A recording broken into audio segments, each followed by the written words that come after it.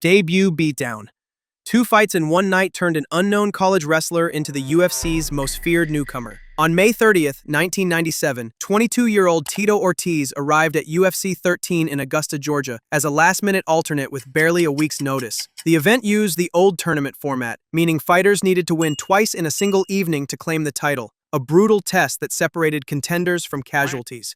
Ortiz stormed through his opening bout against Wes Albritton in just 31 seconds, battering him with unanswered punches until the referee mercifully stepped in. Instead of celebrating, he was rushed to a locker room for a mandatory 30-minute turnaround. There were no CT scans, no IV drips, just ice packs and a doctor's flashlight check. The kind of medical attention you'd get at a high school wrestling match, not a professional combat sport. Then came Guy Mezger, a seasoned Lion's Den veteran with more than a dozen pro wins who probably expected an easy night against the exhausted rookie. Instead, Ortiz mauled him with relentless ground and pound, nearly scoring a stoppage before getting caught in a sudden guillotine choke. The crowd roared as the upset unfolded, and UFC executives realized they'd found something special. A raw, trash-talking wrestler who could break opponents and still have energy left for round 2. It was exactly the kind of spectacle the struggling promotion desperately needed. Shamrock Trash Talk Wars. Ortiz discovered that insulting legends could be surprisingly profitable when he turned Ken Shamrock into his personal promotional vehicle. After defeating Shamrock's protege, Guy Mezger, in a 1999 rematch at UFC 19, Ortiz celebrated by wearing a custom t-shirt reading, "Gay Mezger is my because nothing says professional athlete quite like playground insults printed on premium cotton. The stunt worked like gasoline on a campfire. Shamrock, a former UFC champion and WWE star, confronted Ortiz cageside and sparked a near brawl that had security guards earning their paychecks. Their war of words stretched across years, with Ortiz repeatedly calling the veteran "old man" and questioning whether someone pushing 40 belonged in a young man's game. Shamrock fired back through interviews and press conferences, keeping the feud alive through sheer animosity. The psychological campaign proved that trash talk could drive ticket sales as effectively as knockout power. By openly challenging Shamrock and ridiculing his Lion's Den fighters, Ortiz helped create the modern MMA heel, a villain audiences loved to hate. UFC executives watched pay-per-view numbers climb and realized they'd accidentally discovered the perfect formula. Give a talented fighter a microphone and watch him talk his way to the bank while making enemies along the way. It was professional wrestling tactics applied to legitimate combat sports, and it worked brilliantly. The Gravedigger entrance. Ortiz turned walking to the cage into theatrical performance art that made WWE wrestlers take notes. In 2000, he debuted the Gravedigger entrance at UFC 25, complete with a shovel, fake tombstone, and enough dry ice to fog up a small arena. He would literally dig a grave for his opponent before the fight, setting up a miniature graveyard complete with his opponent's name on the tombstone while fog machines worked overtime. The entrance became his signature calling card, evolving into increasingly elaborate productions. Ortiz would emerge from backstage carrying a shovel, ceremoniously bury his opponent's chances while pounding his chest, then storm to the octagon in flame-patterned shorts. The crowd ate it up, showing up early just to watch the spectacle unfold. It was pure showmanship in a sport that had previously treated walkouts as forgettable formalities. UFC executives initially worried the theatrics were too cartoonish for legitimate sport, but ticket sales told a different story. Ortiz had single-handedly proven that mixed martial arts could borrow the best parts of professional wrestling without sacrificing athletic credibility. The Gravedigger wasn't just an entrance. It was a masterclass in personal branding that made every other fighter's walk to the cage look like a boring commute to work. By the time he retired, entrances had become as important as the fights themselves, and Ortiz deserved credit for understanding that before anyone else. First title win controversy. Ortiz captured the vacant light heavyweight belt under circumstances so controversial they're still debated in internet forums today. At UFC 25 in April 2000, he faced Brazilian knockout artist Vanderlei Silva in Tokyo. But the fight came with a massive asterisk. The bout took place under special UFC rules that banned knees and elbows to the head on the ground, moves Silva routinely used to finish opponents in Pride Fighting Championships. From the opening horn, Ortiz executed a wrestling clinic that made Silva look completely outmatched. He scored repeated takedowns and smothered the Brazilian with short strikes, while the Japanese crowd booed the limited offense, clearly disappointed by the lack of violence. Silva's corner later claimed the rule set was designed to neutralize their fighters' weapons, which was probably accurate but not particularly sporting. Judges returned a unanimous decision for Ortiz, sparking debates that continue decades later. Brazilian media accused the UFC of stacking the deck to ensure an American champion during the promotion's global rivalry with Pride. Ortiz defenders pointed out that winning within the rules was still winning, even if those rules were suspiciously convenient. Instead of a clean coronation, his first championship became a flashpoint in the power struggle for mixed martial arts supremacy, proving that even victories come with asterisks when politics get involved. Dana White's first enemy.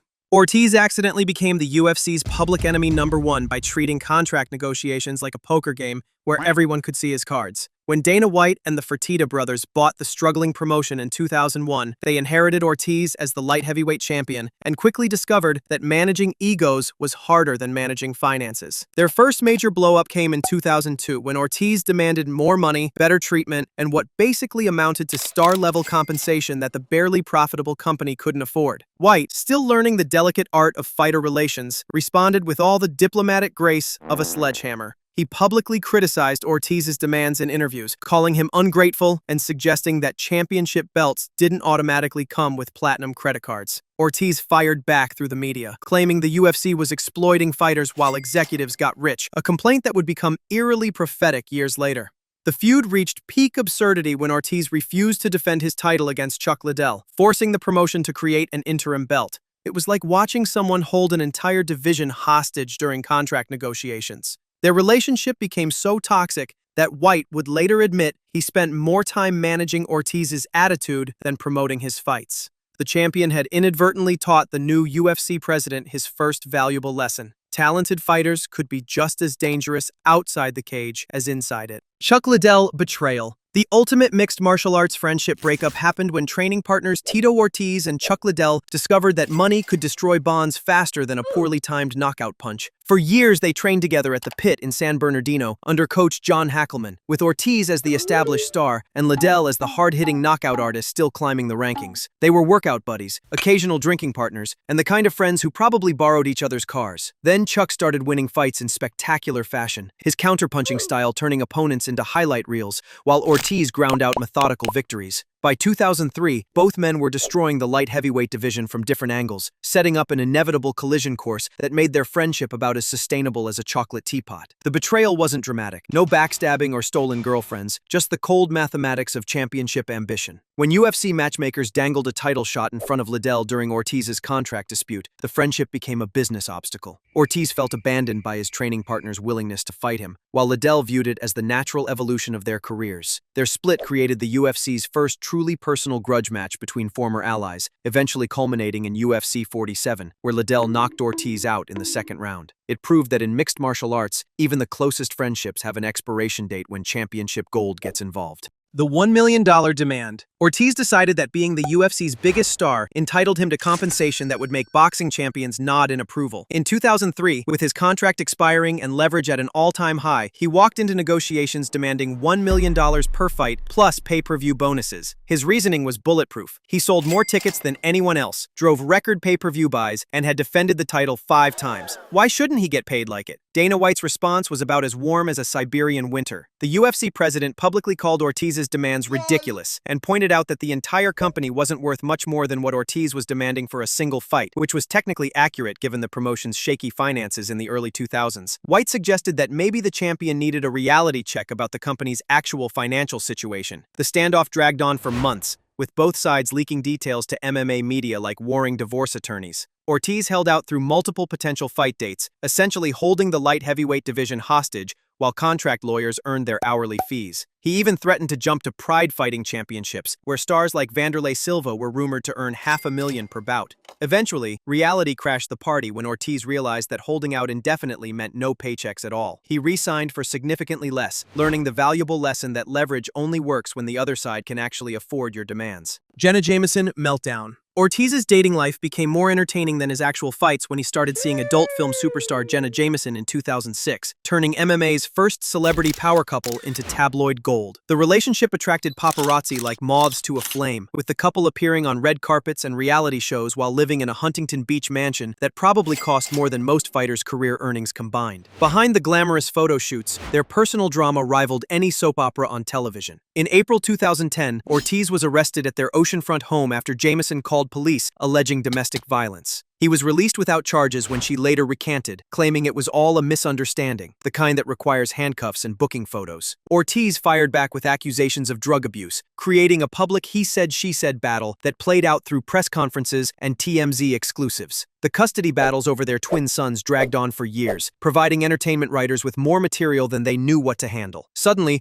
Ortiz's biggest opponent wasn't Chuck Liddell or Ken Shamrock. It was family court judges and tabloid photographers. His training camps became subplots in celebrity magazines, with fans tracking his personal chaos as closely as his fight preparations. The relationship collapse proved that sometimes the most damaging fights happen outside the cage, especially when both parties have access to lawyers, social media accounts, and a media that couldn't get enough of the train wreck. Political campaign disaster. Ortiz's leap from cage fighter to city politician in 2020 produced more fireworks than many of his bouts. Running for Huntington Beach City Council in Orange County, California, he branded himself the People's Champ with a Trump-inspired platform of "Make Huntington Beach Safe Again," because apparently, campaign slogans work better when you borrow from successful politicians. Riding name recognition and populist messaging, he received the highest vote total of any candidate and was appointed mayor pro tem, second in command of the city. The spectacle began immediately when Ortiz clashed with fellow council members during televised meetings over mask mandates and health restrictions, turning municipal government into must-see television. He interrupted proceedings with fiery speeches about government overreach and posted provocative conspiracy theories on social media that sparked heated debates among residents. The chaos reached peak absurdity when ethics complaints piled up faster than parking tickets and petitions for his recall circulated like wildfire. In January 2021, he tried to enroll his children in a private school while bypassing required paperwork, igniting another round of public scrutiny. Facing mounting pressure and citing character assassination by local media and political opponents,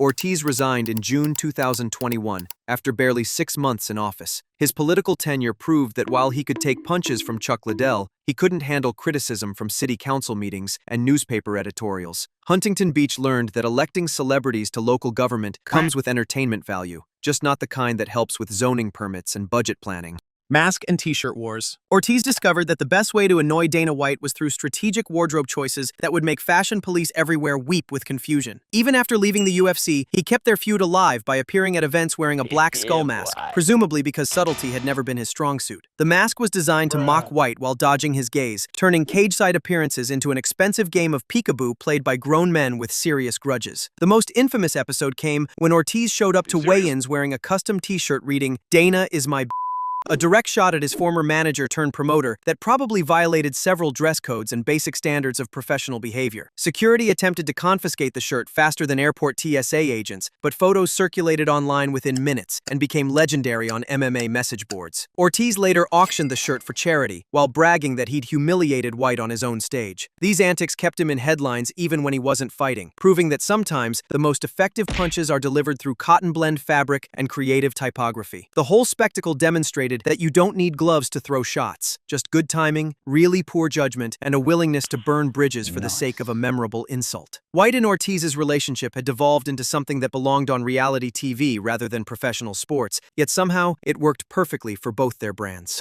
Training camp collapses. Ortiz didn't just collect rivalries in the cage, he perfected the art of turning training camps into expensive disasters that made reality TV producers jealous. After splitting from Ken Shamrock's Lion's Den to create his own punishment athletics team, he promised a fighter-friendly paradise where he called all the shots. Instead, training camps turned into revolving door soap operas where the cast changed more frequently than most people changed their oil. Sparring partners discovered that light sessions actually meant full-speed brawls with a man who apparently confused practice with pay-per-view main events. During a 2006 Big Bear camp, one striking coach reportedly quit mid-round, tossing his mitts and shouting that he was done being a crash test dummy. Probably the most honest performance review in MMA history. Even veteran grappler Dean Lister admitted that Ortiz treated sparring partners like expendable test subjects, skipping protective gear and turning routine drills into auditions for the emergency room. The chaos forced Ortiz to rebuild his corner more often than most fighters changed their walkout music, including before his rubber match with Forrest Griffin. Coaches and training partners would arrive optimistic about working with a former champion, then quietly disappear weeks later with stories they'd only share after a few drinks. For fans, asking, "Who's still in Tito's camp this week?" became as entertaining as the actual fight announcements, proving that even practice sessions with Ortiz came with their own highlight reels and casualty reports.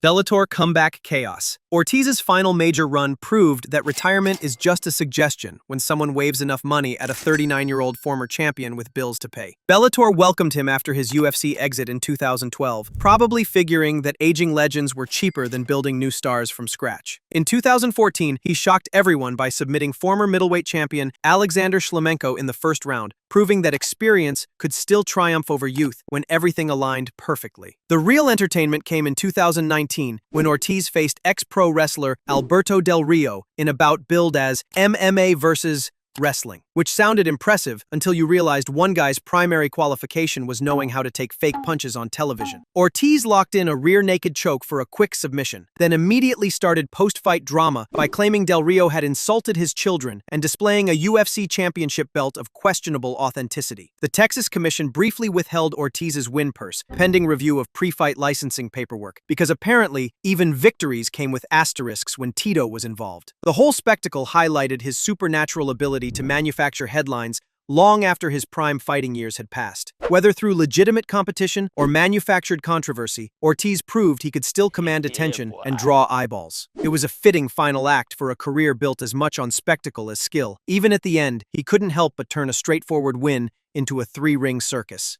Hall of Fame redemption. Ortiz finally forced the UFC to acknowledge his contributions to the sport by becoming so historically significant that ignoring him would have been like pretending electricity wasn't important to modern civilization. In 2012, after years of public feuds and bridge burning with Dana White, the promotion inducted him into their Hall of Fame, proving that even the most toxic relationships can be repaired with enough time, nostalgia, and undeniable legacy. The induction ceremony on July 7, 2012, was awkward enough to power a small city. White stood on stage to introduce Ortiz, calling him one of the fighters who saved this company, while carefully avoiding mention of their previous wars. Chuck Liddell, his former friend turned nemesis, joined him for a stiff handshake that photographers captured as a symbolic end to their decade-long feud. Ortiz graciously accepted the honor, though his thank you speech included subtle reminders about his record-setting 5 title defenses, because apparently some competitive instincts never die, even during moments of supposed reconciliation. The Hall of Fame recognition represented the ultimate vindication for a fighter who'd spent years being portrayed as the UFC's biggest headache. History had proven that Ortiz's contributions to the sport's growth were undeniable. He'd helped legitimize mixed martial arts through mainstream appeal, created the blueprint for modern fighter self-promotion, and generated millions in revenue during the company's crucial early years. Sometimes being right just takes longer than being popular, and Ortiz had finally lived long enough to see his legacy acknowledged by the same people who once treated him like an expensive problem that wouldn't go away.